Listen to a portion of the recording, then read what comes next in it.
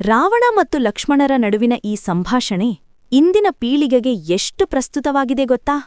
ಲಂಕಾದ ಮಹಾನ್ ರಾಜ ರಾವಣ ತನ್ನ ಅಂತಿಮ ಕ್ಷಣಗಳಲ್ಲಿ ಲಕ್ಷ್ಮಣನಿಗೆ ಕೊಟ್ಟ ಜ್ಞಾನ ಇಂದಿನ ಕಾರ್ಪೊರೇಟ್ ವರ್ಲ್ಡ್ನಿಂದ ಹಿಡಿದು ಪರ್ಸನಲ್ ರಿಲೇಶನ್ಶಿಪ್ಸ್ವರೆಗೆ ಎಲ್ಲೆಡೆ ಅನ್ವಯಿಸುತ್ತದೆ.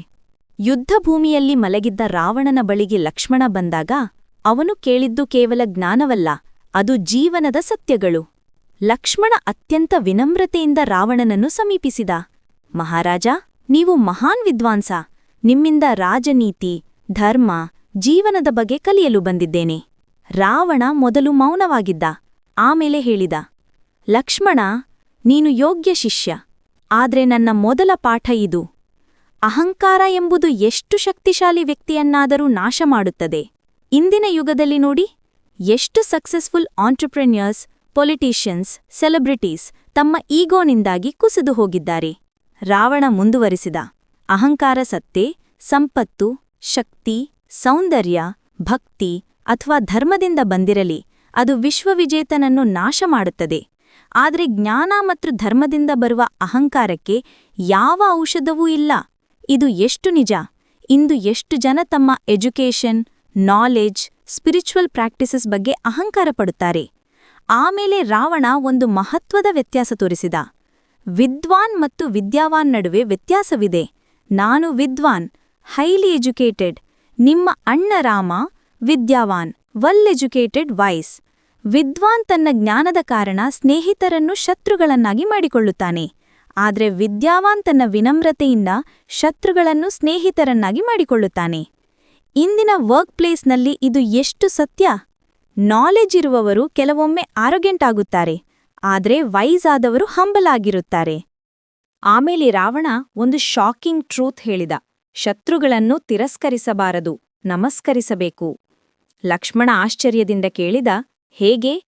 ರಾವಣ ವಿವರಿಸಿದ, ನಮ್ಮ ಶತ್ರು ಎಷ್ಟು ದೊಡ್ಡವನೋ ಅಷ್ಟು ದೊಡ್ಡ ಖ್ಯಾತಿ ನಮಗೆ ಸಿಗುತ್ತದೆ.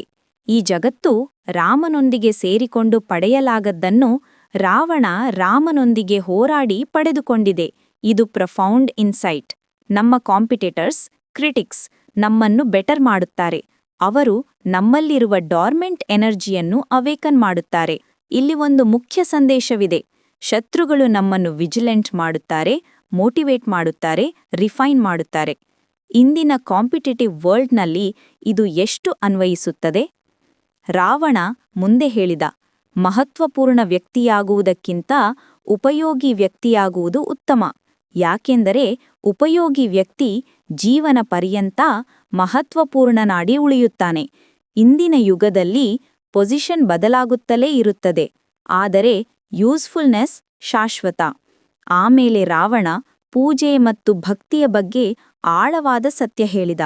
ಕಾಮನೆಯಿಂದ ಪೂಜಿಸಿದಾಗ ದೇವರು ನಮಗೆ ಪ್ರಿಯವಾದದ್ದನ್ನು ಕೊಡುತ್ತಾರೆ, ಆದರೆ ಭಾವನೆಯಿಂದ ಪೂಜಿಸಿದಾಗ ದೇವರಿಗೆ ಪ್ರಿಯವಾದದ್ದನ್ನು ಕೊಡುತ್ತಾರೆ. ಇದು ಎಷ್ಟು ಆಳವಾದ ಸಂದೇಶ! ನಾವು ಡಿಸೈರ್ ಡ್ರಿವನ್ ಆಗಿ ಪ್ರೇ ಮಾಡುತ್ತೇವೆ ಅಥವಾ ಪ್ಯೂರ್ ಡಿವೋಷನ್ನಿಂದ? ರಾವಣ ಮುಂದುವರಿಸಿದ, ಪ್ರತಿಷ್ಠೆ ಮತ್ತು ಪೂಜೆ ಪದ ಮತ್ತು ಆಸನದ್ದಲ್ಲ, ವ್ಯಕ್ತಿಯಲ್ಲಿರುವ ಗುಣಗಳದ್ದು. ಇಂದಿನ ಯುಗದಲ್ಲಿ ಡೆಸಿಗ್ನೇಷನ್ ಬದಲಾದರೆ ರೆಸ್ಪೆಕ್ಟ್ ಕಳೆದುಕೊಳ್ಳುವವರು ಎಷ್ಟು ಜನ ಇದ್ದಾರೆ? ಆಮೇಲೆ ರಾವಣ ಒಂದು ಅದ್ಭುತ ರೆವಲೇಷನ್ ಮಾಡಿದ. ರಾಮ ರಾವಣನನ್ನು ಕೊಲ್ಲಲು ಬಂದಿಲ್ಲ, ತಾರಲು ಬಂದಿದ್ದಾನೆ. ಇದು ಶಾಕಿಂಗ್ ಟ್ವಿಸ್ಟ್. ರಾವಣ ವಿವರಿಸಿದ, ಅಂತಿಮ ಕ್ಷಣದಲ್ಲಿ ಸಂಸ್ಕೃತಿಯ ಪ್ರಕಾರ ಅಲ್ಲ, ಪ್ರಕೃತಿಯ ಪ್ರಕಾರ ವರ್ತಿಸಿದರೆ ಮೋಕ್ಷ ಸಿಗುತ್ತದೆ. ಇದರ ಅರ್ಥ ಏನು? ಕಲ್ಚರಲ್ ಕಂಡೀಷನಿಂಗ್ ಬಿಟ್ಟು ನಮ್ಮ ಟ್ರೂ ನೇಚರ್ ಪ್ರಕಾರ ವರ್ತಿಸಬೇಕು.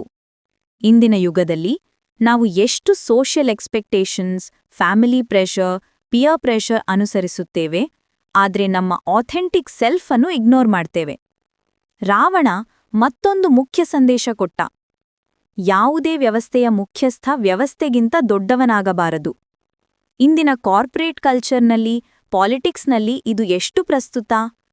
ಎಷ್ಟು ಲೀಡರ್ಸ್ ತಮ್ಮನ್ನು ಆರ್ಗನೈಸೇಷನ್ಗಿಂತ ದೊಡ್ಡವರೆಂದು ಭಾವಿಸುತ್ತಾರೆ? ರಾವಣ ಹೇಳಿದ, ಮಾರ್ಗ ಎಂದಿಗೂ ಒಂದಲ್ಲ, ಆದರೆ ಲಕ್ಷ್ಯ ಎಂದಿಗೂ ಎರಡಲ್ಲ. ಇದರ ಅರ್ಥ, ಡಿಫ್ರೆಂಟ್ ಪಾತ್ಸ್ ಇರಬಹುದು, ಆದರೆ ಅಲ್ಟಿಮೇಟ್ ಗೋಲ್ ಒಂದೇ ಇರಬೇಕು. ಆಮೇಲೆ ರಾವಣ ಅತ್ಯಂತ ಆಳವಾದ ಸತ್ಯ ಹೇಳಿದ: ರಾಮ ಮತ್ತು ರಾವಣ ಕೇವಲ ಬಾಹ್ಯ ವ್ಯಕ್ತಿಗಳಲ್ಲ, ಅವರು ನಮ್ಮೆಲ್ಲರ ಒಳಗೇ ಇದ್ದಾರೆ. ಇದು ಮೈಂಡ್ ಬ್ಲೋಯಿಂಗ್ ಕಾನ್ಸೆಪ್ಟ್. ರಾವಣ ವಿವರಿಸಿದ ರಾಮ ಅಂದ್ರೆ ಜ್ಞಾನ, ಲಕ್ಷ್ಮಣ ಅಂದ್ರೆ ವೈರಾಗ್ಯ, ಶತ್ರುಘ್ನ ಅಂದ್ರೆ ಸಾಹಸ, ಭರತ ಅಂದ್ರೆ ಪ್ರೇಮ. ಇವೆಲ್ಲ ನಮ್ಮಲ್ಲಿರುವ ಗುಣಗಳು. ಅಂತೆಯೇ ದಶರಥನ 3 ಹೆಂಡತಿಯರು, ಕೌಶಲ್ಯ ಅಂದ್ರೆ ಕುಶಲತೆ, ಕೈಕೇಯಿ ಅಂದ್ರೆ ಕರ್ಮಠತೆ, ಮೈತ್ರಿ ಅಂದ್ರೆ ಭಕ್ತಿ. ರಾವಣ ಅಂತಿಮವಾಗಿ ಹೇಳಿದ, ರಾವಣನ ಮಂದಿರ ನಿಶ್ಚಿತವಾಗಿ ನಮ್ಮೆಲ್ಲರ ದೇಹದ ಒಳಗೆ ಎಲ್ಲೋ ಅಡಗಿದೆ. ನಾವು ನಮ್ಮ ದೇಹದ ರಾವಣನನ್ನು ಗುರುತಿಸಿದ್ರೆ ರಾಮ ಕಳೆದು ಹೋಗಿಲ್ಲ ಎಂದು ನಂಬಿರಿ. ರಾಮ ಕೇವಲ ನಿದ್ರಿಸುತ್ತಿದ್ದಾನೆ. ರಾಮನನ್ನು ಎಚ್ಚರಗೊಳಿಸಿ. ಇದು ಎಷ್ಟು ಪವರ್ಫುಲ್ ಮೆಸೇಜ್.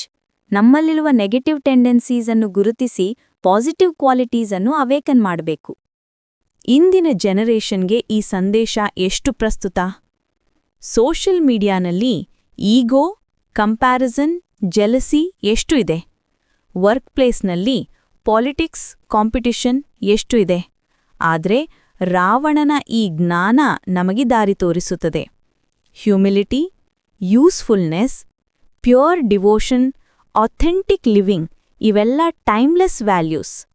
ಲಕ್ಷ್ಮಣ ರಾವಣನ ಪಾದಗಳನ್ನು ಸ್ಪರ್ಶಿಸಿ ಹೇಳಿದ, ಮಹಾರಾಜ, ನಿಮ್ಮ ಈ ಜ್ಞಾನ ಯುಗಯುಗಾಂತರಗಳವರೆಗೆ ಜನರಿಗೆ ಮಾರ್ಗದರ್ಶನ ಮಾಡುತ್ತದೆ. ರಾವಣ ಮುಸುಕಿ ಹೇಳಿದ, ಲಕ್ಷ್ಮಣ, ಯಾವಾಗಲೂ ರಾಮನ ಆಚರಣೆಯನ್ನು ಅನುಸರಿಸು. ನಿನ್ನಲ್ಲಿರುವ ರಾಮನನ್ನು ಎಚ್ಚರಗೊಳಿಸು.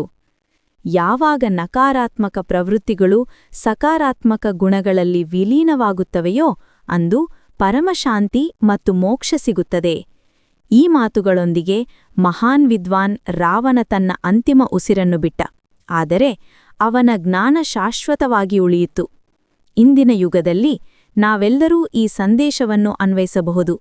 ನಮ್ಮ ಈಗೋ ಅನ್ನು ಕಂಟ್ರೋಲ್ ಮಾಡಿ, ಕಾಂಪಿಟಿಟರ್ಸ್ ಅನ್ನು ರೆಸ್ಪೆಕ್ಟ್ ಮಾಡಿ, ಯೂಸ್ಫುಲ್ನೆಸ್ ಮೇಲೆ ಫೋಕಸ್ ಮಾಡಿ, ಆಥೆಂಟಿಕ್ ಆಗಿ ಬದುಕಿ ನಮ್ಮಲ್ಲಿರುವ ರಾಮನನ್ನು ಎಚ್ಚರಗೊಳಿಸಬಹುದು.